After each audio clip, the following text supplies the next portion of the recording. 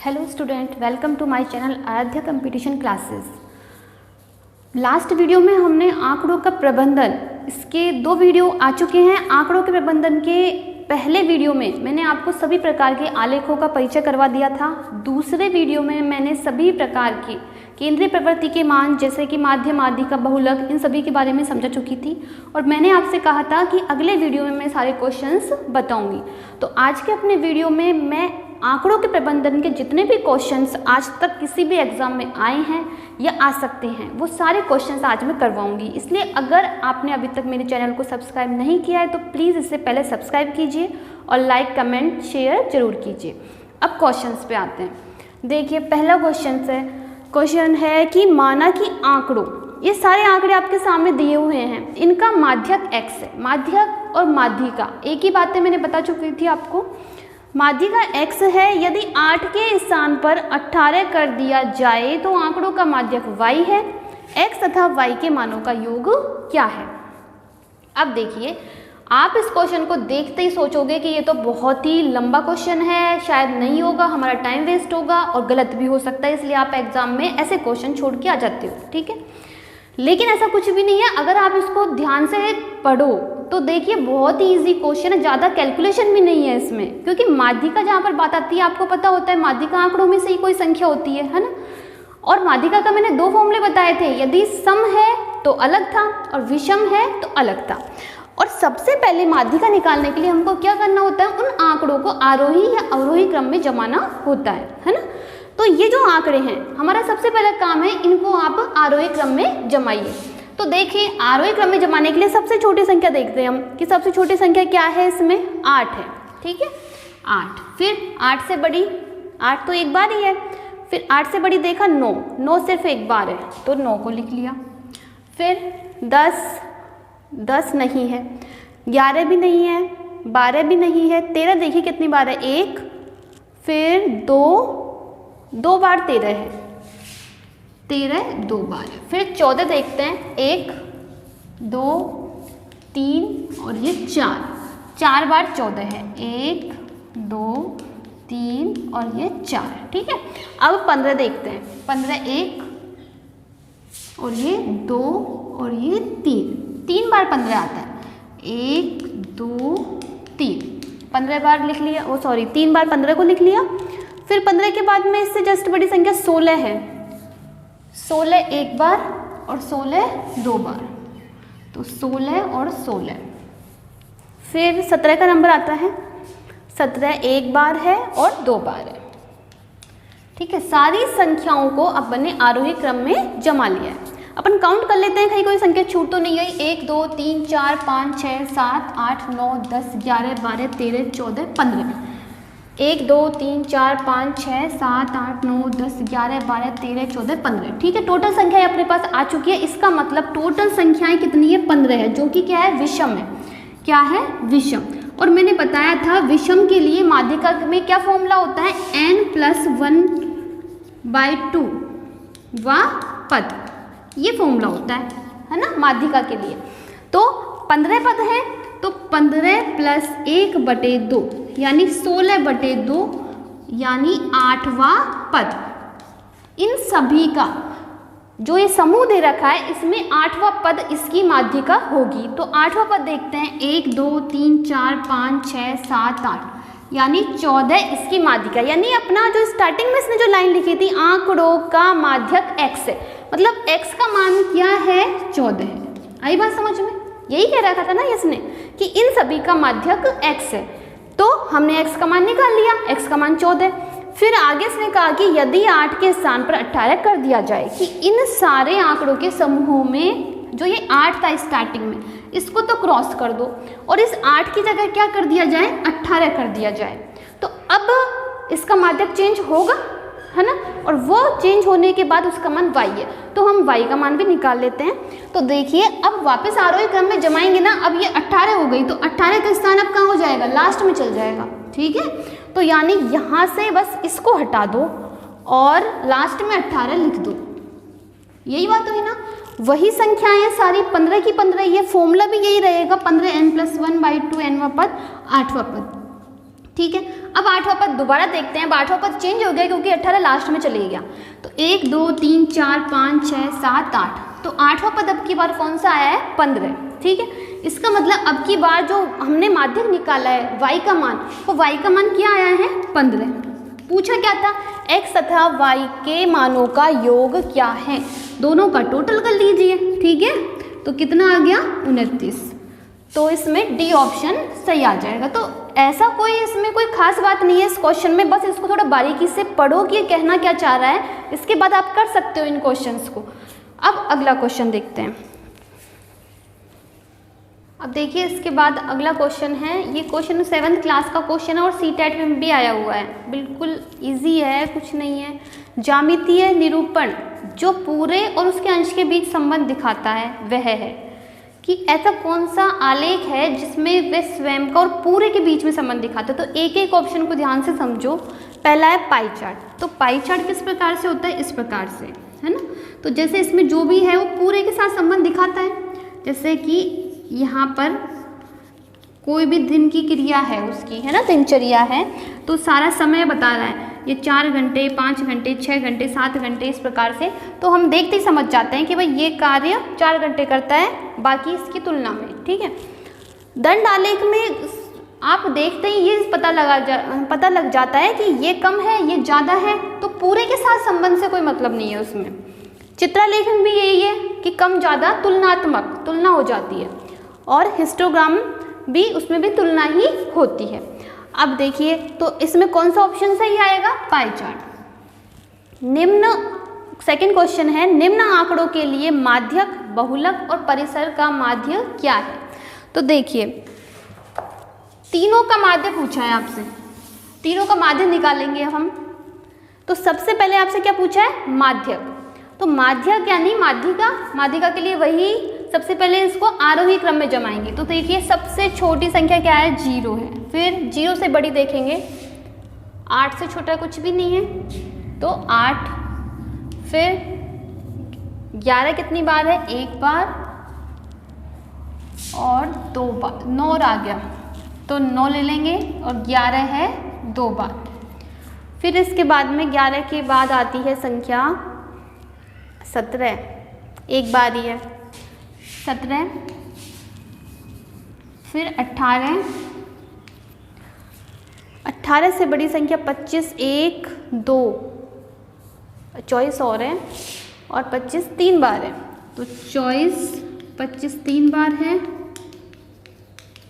और फिर 25 से बड़ी संख्या है 29, 20 और आ रहा है बीच में, ये रहा, तो 20 और फिर है 29, फिर 30 है, और फिर है 44 और 50, 44 और 50। देखते हैं कोई संख्या तो नहीं रह गई है। 1 2 3 4 5 6 7 8 9 10 11 12 13 14 15 16 17। 1 2 3 4 5 6 7 8 9 10 11 12 13 14 15 16। एक संख्या रह गई कोई सी, 11 25 8 30 44। वो दोनों कौन सी संख्या रह गई? हाँ, ये 30 2 बार है, तो 30 को 2 बार लिखेंगे, 30 रह गई। ठीक है, अब अपनी टोटल संख्याएं हो गई 17 संख्याएं हो गई, है ना। माध्यिका निकालनी है, तो माध्यिका के लिए हमको पता चल गए 17 संख्याएं हैं, यानी विषम है। और विषम का फॉर्मूला क्या था? n+1/2 पद, तो 17 + 1/2 यानी 18/2 यानी 9वां पद। तो इस आरोही क्रम में हम 9वां पद देखेंगे। 1 2 3 4 5 6 7 8 9, 9वां पद क्या आ गया? 24, यानी इसकी माध्यिका क्या मिल गई हमको? 24, माध्यिका हो गई 24। अब इसके बाद क्या पूछा था? बहुलक। बहुलक क्या होता है? जो अधिकतम बार आया हो, वह संख्या जो अधिकतम बार आई है। अब इसमें हम देखते हैं, तो अधिकतम संख्या एक 25 ही है जो 3 बार आई है ना। देखते ही मालूम चल गया भाई 30 2 बार है, इधर और कोई संख्या 11 2 बार है, अधिकतम बार सिर्फ 25 ही आई है 3 बार। तो इसका जो बहुलक है वो क्या हो गया? 25, बहुलक 25 हो गया। और क्या पूछा है? परिसर। परिसर में या परास एक ही बात होती है, तो परिसर कैसे निकालते हैं? परिसर जो उसका निम्नतम मान होता है और उसका अधिकतम मान होता है, उनका अंतर परिसर कहलाता है। तो इसका सबसे कम मान तो है 0 और सबसे हाईएस्ट क्या है? 50 है।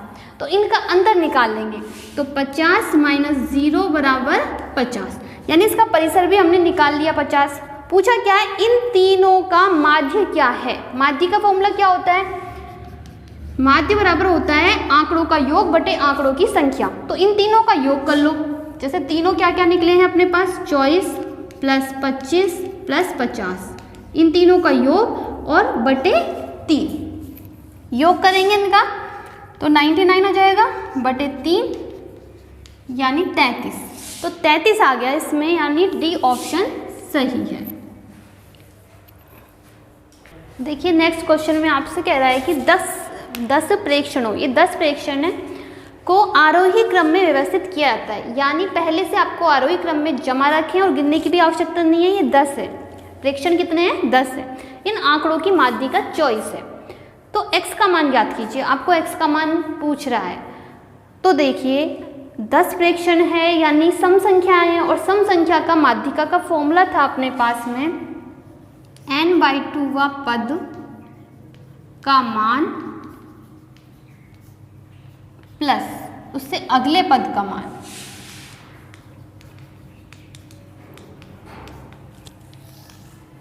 अपॉन 2, ठीक है।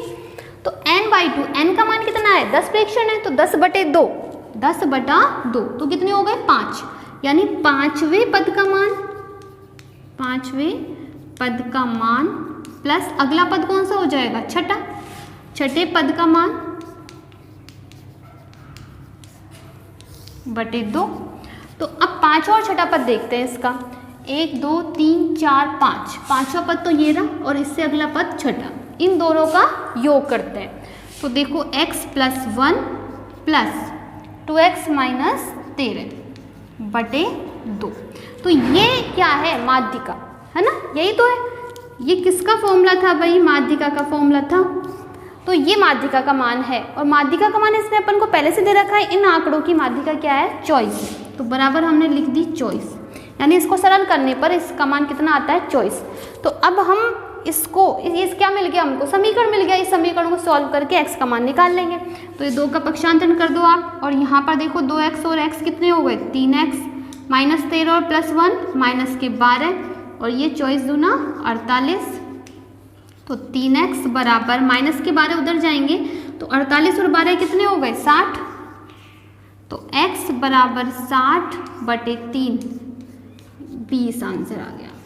तो x का मान क्या मिला हमको? 20। अब देखिए अगला क्वेश्चन है कि 10 संख्याओं का माध्य 0 है। यदि इन संख्याओं में 72 और -12 और सम्मिलित कर दिया जाए तो नया माध्य क्या होगा? इस प्रकार के क्वेश्चंस बहुत ज़्यादा आते हैं एग्जाम में। तो देखिए इसमें बस आपको दिमाग में माध्य का फॉर्मूला रखना है और कुछ भी नहीं है। ये कह रहा है 10 संख्याएं हैं जिनका माध्य 0 है, मतलब 10 संख्याओं का योग, 10 संख्याओं का योग बटे 10 बराबर उसका माध्य। यही तो बात हुई फॉर्मूले में, बराबर माध्य, ठीक है। और उनका माध्य भी इसने दे रखा है 0 है, तो माध्य की जगह मैं यहाँ पर लिख सकती हूँ 0, लिख दिया। दोबारा से समझ लो, माध्य का फॉर्मूला होता है माध्य बराबर संख्याओं का योग बटे कितनी संख्याएं, है ना। तो माध्य इसमें दे रखा है 0। अब वो टोटल संख्याएं 10 संख्याएं हैं, तो उन सभी संख्याओं का योग और बटे हुए 10 ही तो आएगा। अब उनका योग भी देखिए, 10 संख्याओं का माध्य 0 है, माध्य इसने 0 दे दिया और संख्याएं भी 10 लिख रखी है, तो हम 10 संख्याओं का योग निकाल सकते हैं इसको सरल करके। तो 10 संख्याओं का योग, 10 संख्याओं का योग एक तरीके से समीकरण है ना, इसको सॉल्व करोगे तो 10 × 0 बराबर 10, सॉरी 0, ठीक है 0। तो 10 संख्याओं का योग हमको क्या मिल गया? 0। अब इसने कहा है कि उन 10 संख्याओं में 2 संख्याएं और जोड़ दी हमने, 72 और -12, यानी अब संख्या कितनी हो गई? 12 हो गई। अब संख्या कितनी हो गई टोटल? 12 हो गई, संख्या तो 12 हो गई। अब उन 12 संख्याओं का योग भी तो हमको पता होना चाहिए, तभी तो हम माध्य निकाल सकते हैं। इसलिए ये कहा है नया माध्य क्या होगा, तो 12 संख्याओं का योग। अब देखिए कैसे निकालेंगे 12 संख्याओं का योग। भाई 10 संख्याओं का योग हमको पहले से पता था कि उनका योग क्या है, 0 है। अब 2 संख्याएं सम्मिलित हुई है, अब एक तो है 72 और एक है माइनस के 12, प्लस माइनस के 12, ठीक है। तो अब इसमें जोड़ दो, 0 में दोनों संख्याएं हमने जोड़ दी, तो जोड़ने पर क्या हुआ, कितने आ गए इनका, 60 आ गया, ठीक है। इनका योग कितना हो गया, 60 हो गया जोड़ने पर। अब निकालना क्या है, नया माध्य। तो माध्य बराबर क्या होता है, संख्याओं का योग बटे संख्या। टोटल संख्या कितनी है, तो हमको पता है संख्या 12 है, तो संख्याओं का योग अभी हमने निकाला है जस्ट 60 और बटे 12, तो 12 पंचो 60, तो 5 आंसर आ गया, या नया माध्य होगा 5। इस प्रकार से इन क्वेश्चंस को अपन सॉल्व कर सकते हैं। अब देखिए नेक्स्ट क्वेश्चन, ये आपके रीट 2017 में आया हुआ क्वेश्चन है। एक कक्षा में 20 छात्रों ने गणित विषय में 100 अंकों में से क्रमशः निम्न अंक प्राप्त किए। ये सारे अंक आपके सामने दे रखे हैं। उपयुक्त की वर्गीकृत बारंबारता सारणी होगी। 4 ऑप्शन थे, मैंने सिर्फ 2 ही लिखे हैं, इसमें जगह नहीं थी इसलिए समझाने का था, तो समझ लो इसमें क्या है, कुछ भी नहीं है, कि आपको इन बारंबारता सारणी में सही सारणी का चयन करना है कि सही सारणी कौन सी है। तो इसके लिए आपको क्या करना है, भाई सब में सेम था, 0 से 20, 20 से 40, 40 से 60, 60 से 80, 80 से 100। बस आपको इनमें चयन करना था कि भाई 0 से 20 के बीच में 4 ही संख्याएं हैं, या 5 है, या 6 है, या 7 है। इस प्रकार से आपको इनमें काउंट करना है। तो हम देखते हैं कि 0 से सभी में समान था, वर्ग तो सब में समान था, सिर्फ बारंबारता अलग अलग थी, है ना। तो अब सबसे पहले वर्ग हमने लिया है 0 से 20, तो हम देखते हैं 0 से 20 तक की संख्याएं कितनी हैं। यहाँ से स्टार्ट करते हैं, तो देखिए पहली संख्या ये रही, दूसरी ये रही, फिर आगे बढ़ते हैं, तीसरी ये रही और चौथी ये रही। यानी 0 से 20 के बीच में कितनी संख्याएं हैं, 0 से 20 के बीच में यहाँ पर लिख देना 4 है। फिर इसके बाद आगे बढ़ते हैं 20 से 40, तो 20 से 40 के बीच अब देखते हैं 20 से 40, पहली संख्या ये रही, दूसरी, तीसरी, चौथी और ये 5। यानी 20 से 40 के बीच में 5 संख्याएं।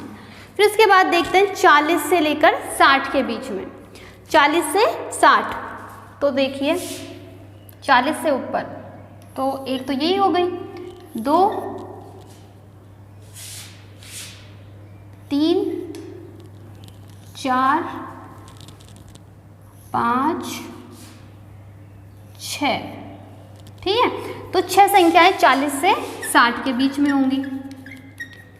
फिर नेक्स्ट जो है 60 से 80 के बीच में, तो 60 से 80 देखिए, अब 80 ये वाला जाएगा, 1, 2, 3 संख्याएं होंगी 60 से 80 के बीच में, कितनी होंगी, 3। और फिर 80 से 100 जो बची हुई है, एक ये रही और दूसरी ये रही, तो 2 संख्याएं अपनी 80 से 100 के बीच में। तो इस प्रकार की अगर आपको कहीं दिखाई देती है तो वह ऑप्शन सही होगा। तो इसमें देखेंगे अपन 4, 5, 6, 3, 2, ए ऑप्शन सही आता है, ठीक है। तो इस प्रकार से इन क्वेश्चंस को हम सॉल्व करेंगे।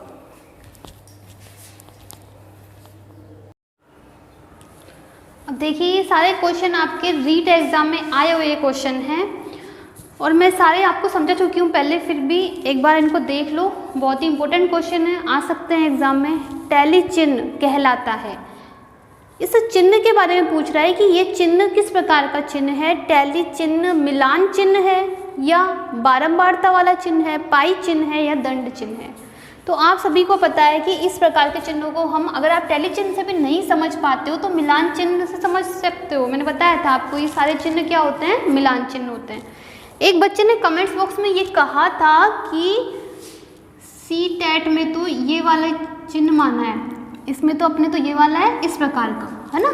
तो सी टेट में जो ये जो क्वेश्चन है सी टेट का आया हुआ क्वेश्चन है और उसमें इस चिन्ह की जगह इस प्रकार का चिन्ह बना हुआ था, ठीक है। तो हो सकता है सीटेट में इस प्रकार का क्वेश्चन पूछ लिया हो और इस चिन्ह को मानते हो सेंट्रल में, बट अपने जो है राजस्थान में उन बुक्स में यही वाला चिन्ह काम में लिया जाता है, इसी प्रकार का, यहाँ ऊपर से स्टार्ट करके नीचे तक जाता है, तो आप इसी को सही करोगे, ठीक है। तो इसमें कौन सा ऑप्शन आ जाएगा? ए।